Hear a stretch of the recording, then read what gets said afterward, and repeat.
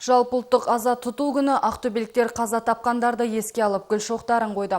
Ұлттық ұлан 66-55 әскери бөлімі қақпасының алдына билік өкілдерінен бастап, қоғамдық бірлестіктер, мемлекеттік емес ұйымдардың өкілдері, жастар мен қарапайым қала тұрғындары жиналды.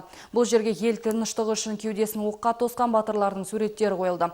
Олар 40 жастағы майор Даниэль Майлыбаев, 20 жастағы қатардағы жауынгер Досбол Сапар және лаңкестерге қарсылық көрсеткен 37 жастағы әскери қызметкер Берік Қалиев. Олардың есімдері қазақстандықтардың есінде мәңгі қалатын сөзсіз. Бүгін міне 9 маусым ұлттық аза тұту күніне орай біздің қаламыздың түпкір-түпкірінде қала тұрғындары үлкені бар, кішісі бар, мектеп оқушысы бар, жасы бар, қарты бар, бәрі келіп қаламызда осынау үлкен лаңкестер лаң салған аймақта гүл шоқтарын қоюда. Бұл күн біздің ұлтымыздың, жалпы еліміздің жүрегінде мәңгі үлкен қарадақ болып қалатыны белгілі.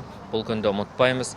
Осынау міне отан алда борышын орындап, отан үшін қаза тапқан батырларымызды мәңгі еске алып, оларды құрмет тұтатын боламыз.